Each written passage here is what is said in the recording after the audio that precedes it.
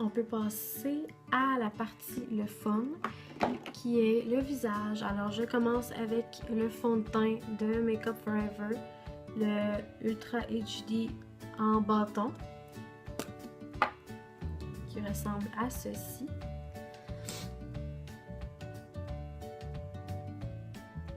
Donc, c'est vraiment un bâton qu'on se met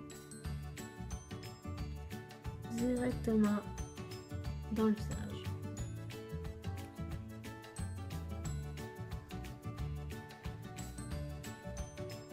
Et ce fond de teint-là, je le garde pour les occasions spéciales.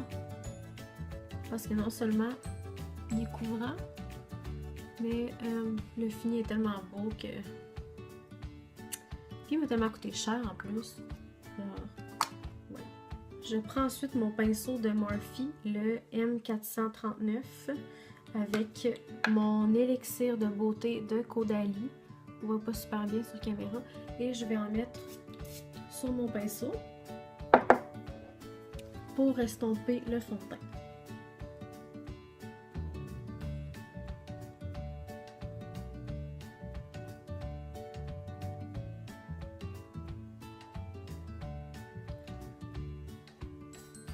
C'est important de le mettre dans le cou aussi pour pas qu'il y ait une démarcation. Quoique le fond de teint que j'ai, il match plus avec mon cou qu'avec la couleur de ma face. Là.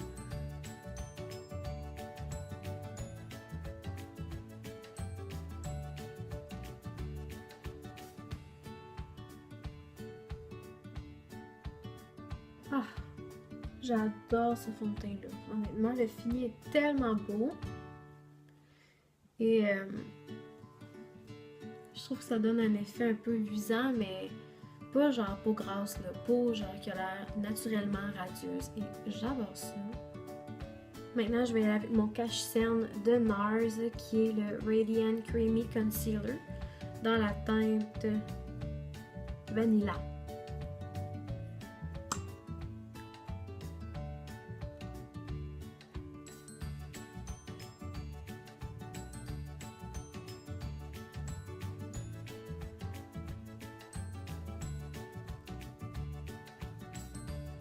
Oui, ça fait vraiment peur. Pour certaines personnes, ça peut être beaucoup de maquillage. Pour moi, ben oui, c'est sûr que je trouve que c'est beaucoup de maquillage, mais je me fais vraiment pas ça tous les jours. Là, c'est vraiment parce que j'ai une occasion spéciale que j'en mets quand même épais. Donc maintenant, pour le cache-cerne, on va prendre une éponge et l'éponge, dans le fond, elle va absorber l'excès de cache-cerne. Donc oui, j'en ai mis beaucoup. Mais ça va absorber ce qu'il y a de trop dans le visage. Là. Donc, je vais vraiment estomper mon cache-cerne avec l'éponge. C'est une éponge de Real Technique. Alors, on va y aller.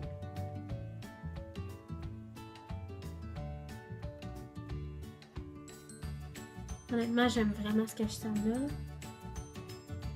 Ça fait pas longtemps que je l'ai montré dans ma dernière vidéo. Mais il est tellement couvrant. Je l'adore.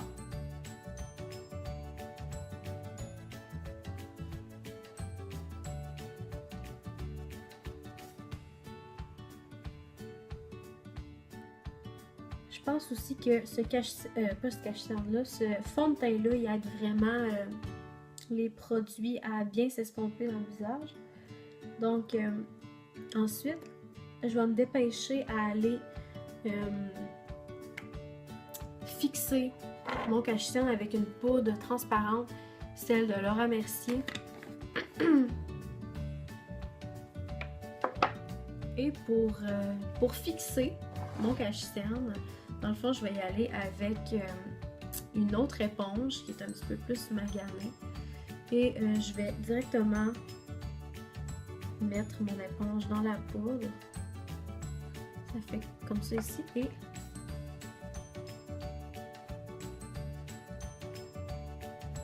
je vais aller mettre une grosse quantité de poudre en dessous de mes yeux.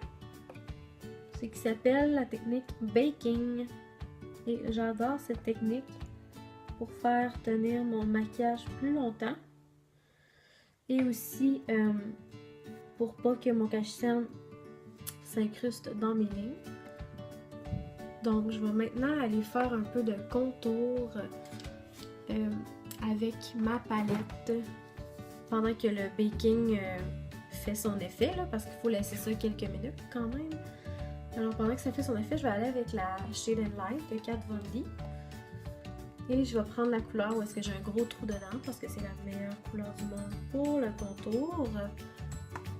Parce que pour faire du contour, on veut toujours une couleur qui n'est pas trop orangée, donc avec des tons de gris, préférablement. Parce que ça va faire vraiment l'effet d'ombre désiré.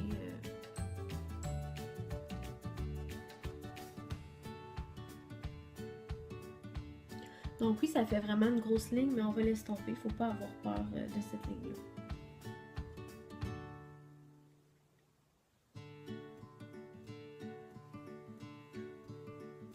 On essaie de partir du haut de l'oreille en descendant vers le coin de la bouche, mais pas trop bas. Si on fait du contour jusqu'à la bouche, ça va vraiment... Non, ça sera vraiment pas beau. Donc je vais mettre un peu ici en dessous de la lèvre pour donner un effet grosse lèvre, et ici où la mâchoire pour donner un effet qu'on a une mâchoire plus définie dans le fond.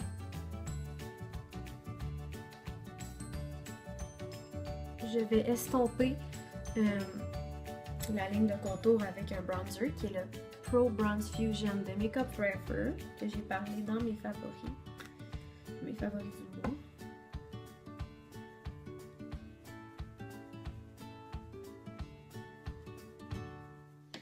En même temps, ça va enlever un peu la poudre du baking, mais c'est pas grave parce que ça fait un petit bout qu'elle est là.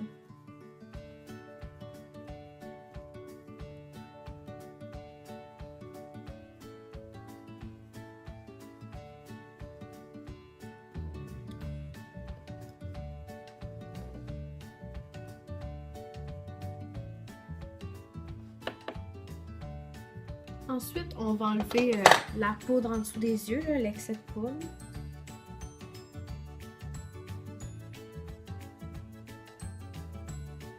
Et on va venir faire un peu de baking en dessous du contour. Vraiment pour intensifier le contour.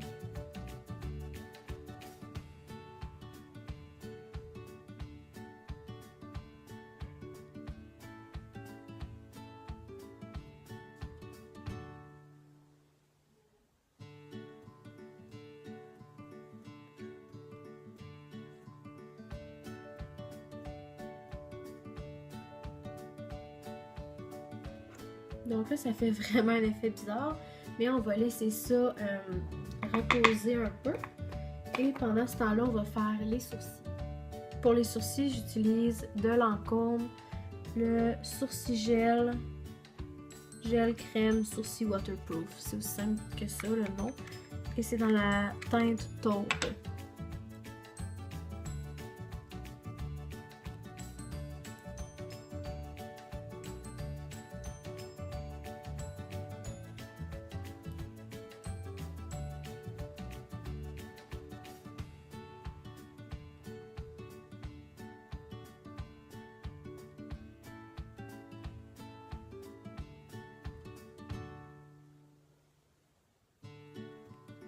Alors voilà, pour les sourcils, je suis allée quand même vite, là, mais je trouve tellement que ça fait une différence des sourcils, genre dessinés. Mais c'est là, je dirais pas qu'ils sont super dessinés, là. Ils sont relativement remplis, mais ils sont pas comme parfaits comme certaines vlogueuses que j'écoute des fois. Je trouve vraiment que ça vient encadrer les yeux, là, les sourcils. On peut enlever l'excès de poudre dû au baking.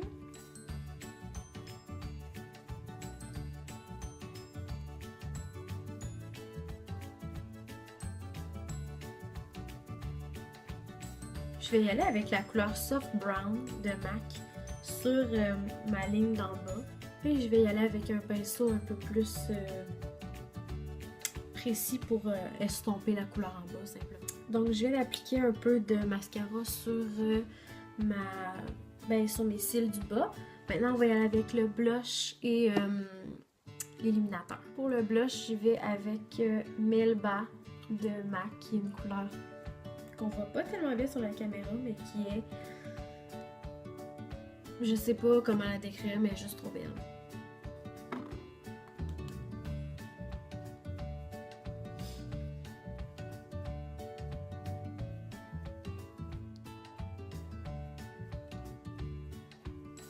Là, vu que c'est vraiment rose, ben, je vais l'estomper avec un autre pinceau. Comme illuminateur, je vais avec Hourglass dans la teinte. Oh my god, mes ongles! Non!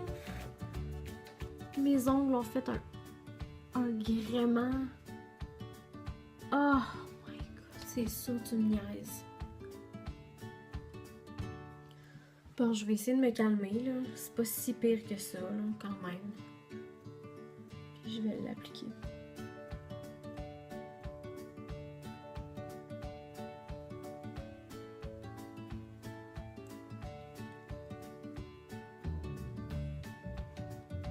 Il est si beau.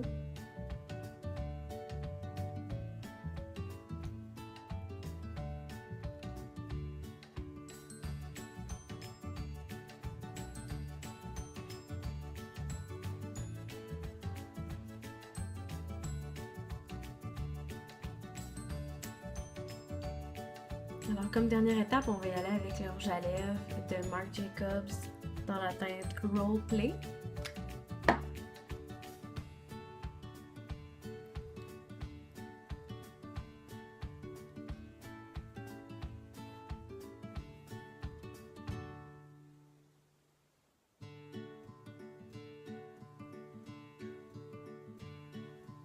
Donc, voici le look final.